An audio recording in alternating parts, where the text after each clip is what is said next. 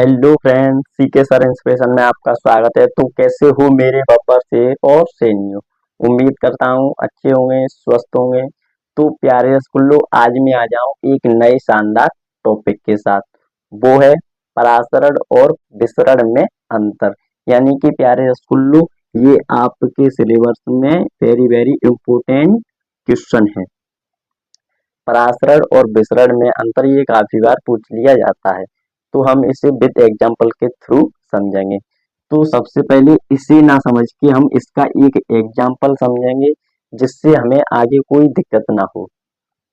तो हम मान लेते हैं यह एक पात्र है, चाहे ये कांच का मान लेते हैं या स्टील का मान लेते हैं। अब इसमें एक अर्धपारगम झिल्ली है, इसमें एक अर्धपारगम झिल्ली है, इस वाले में है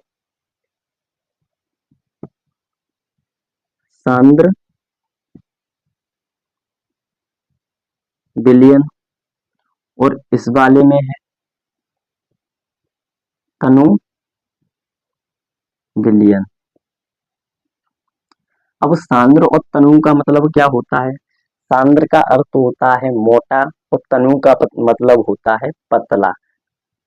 तो सांद्र का मतलब होता है मोटा और तनु का मतलब होता है पतला। यहाँ तक क्लियर है। अब जब प्यारे रसगुल्लो इसमें मोटा विलयन है, तो ये पास पास होगा इस प्रकार, ये पास पास होगा। और तनु विलयन है, ये तो सारे फैले हुए हैं, जितने भी इसके कण हैं वो सारे फैले हुए हैं। तो इसके कण दूर दूर होंगे इस प्रकार, इसके कण दूर दूर होंगे। यहाँ तक क्लियर है।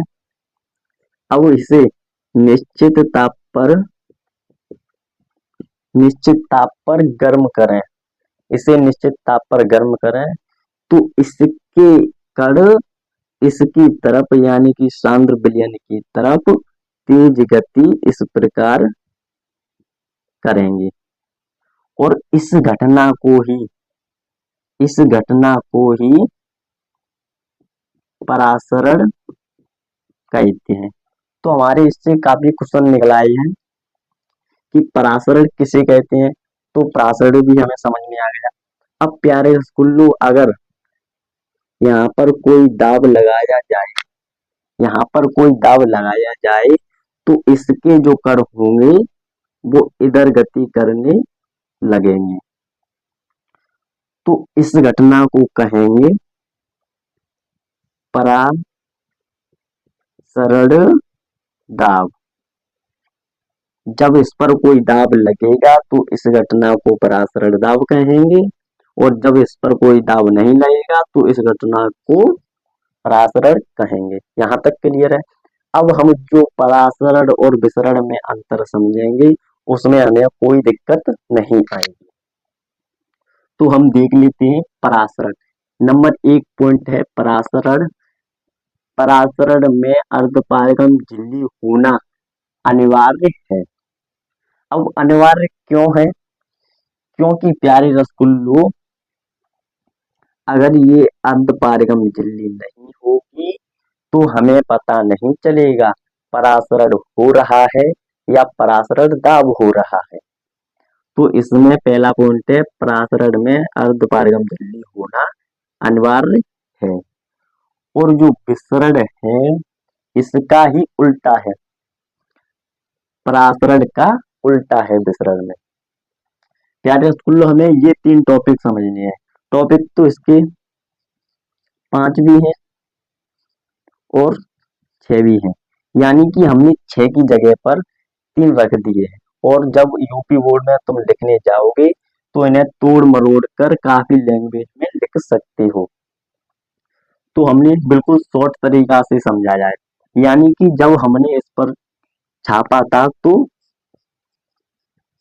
Trick by trick, trick by trick short form, यानी कि trick by trick short form निकालिए, जिससे तुम्हें समझने में कोई दिक्कत ना आए। तो हमने पहला पॉइंट समझ लिया, परासरण में अर्धपारगम झिल्ली होना अनिवार्य है और विसरण में अनिवार्य नहीं है। एक पॉइंट याद रखना है और एक अपने आप हमें याद आ जाएगा। अब जो दूसरा पॉइंट है वो क्या बोल रहा है, ये बोल रहा है परासरण में विलायक के कण एक तरफ से दूसरी तरफ जा सकते हैं। परासरण में विलायक के कण, यानी कि मैं पहले ही बता चुका हूं, ये हमारा, यहाँ मैंने बताया है आपको, इधर होगा वो होगा शुद्ध विलायक, इधर जो है प्यारे बच्चों, पहले मैं लिखना भूल गया हूँ, इधर जो है शुद्ध विलायक है और इधर है विलयन। यानी कि विलयन की डेफिनेशन होती है विलायक प्लस विलेय, विलायक प्लस विलेय के घटकों से मिलने को ही विलयन कहते हैं। और हमारा विलायक तो है ही, इसमें एक ही घटक है। तो ये बोल रहा है परासरण में विलायक के कण एक तरफ से दूसरी तरफ जा सकते हैं, यानी कि ये परासरण हो रहा है, इसमें विलायक के कण इस वाली साइड से इधर साइड में जा सकते हैं, और जो विसरण है वो इसका विपरीत है। यानी कि जो दूसरा नंबर है विसरण में, इसमें विलेय तथा विलायक दोनों एक दूसरे की तरफ जा सकते हैं। अब इस वाले में क्या आते, विलयन है प्लस विलायक है, यानी कि इस वाले में हमारा विलयन है और विलयन बना होता है विलेय तथा विलायक, इसमें विलेय तथा विलायक दोनों एक दूसरे की तरफ जा सकते हैं। यहाँ तक क्लियर है। अब हम देख लेते हैं तीसरा पॉइंट। तो जो तीसरा पॉइंट है वो इस प्रकार है, परासरण केवल द्रव अवस्था में संभव है। यानी कि जो परासरण है वो केवल द्रव अवस्था में ही संभव है। अब यहाँ पर हमारी तीनों अवस्था आ जाएंगी। जो विसरण है वो ये ठोस, ठोस द्रव गैस, विसरण ठोस द्रव गैस तीनों अवस्था में संभव है। यानी कि प्यारे स्कूलों, हमें ये एग्जाम्पल भी समझना है और इधर के पॉइंट ना याद करके इधर के पॉइंट याद रखने हैं। हमें जब इधर के पॉइंट याद हो जाएंगे, और प्यारे स्कूलों हम बता दें, इसमें अपनी लैंग्वेज भी ऐड कर सकते हैं। मैंने पहले ही बताया trick bye trick short form निकाली है, trick bye trick short definition निकाल के लाया हूं मैं, जिससे तुम्हें याद करने में कोई दिक्कत ना हो। और जब तुम यूपी बोर्ड हॉल एग्जाम में बैठोगे तो वहां पर इसको तुम्हें 3-4 लाइन में बनाना होगा। अब वो कैसे बनाओगे, थोड़ी अपनी लैंग्वेज डालोगे। देखो भाई, जो भी एग्जामिनर होता है वो वीकली कॉपी नहीं चेक करता, वो वीकली कॉपी नहीं चेक करता, वो बस ये देखता है बच्चे का राइटिंग पॉइंट बाई पॉइंट सही है या नहीं, और आपकी हेडिंग क्या डली है, हेडिंग देखेगा, पॉइंट बाई पॉइंट देखेगा, बस।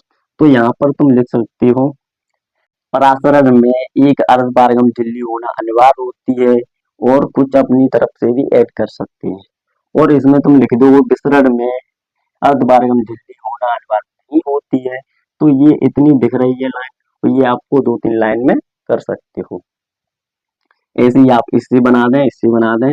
यहाँ पर हमें 6 पॉइंट ना रखने की जगह 3 पॉइंट को हम बहुत ही शानदार तरीके से समझ चुके हैं।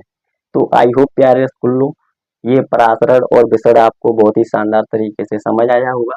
हम मिलते हैं किसी नेक्स्ट टॉपिक के साथ, इतने के लिए टेक केयर।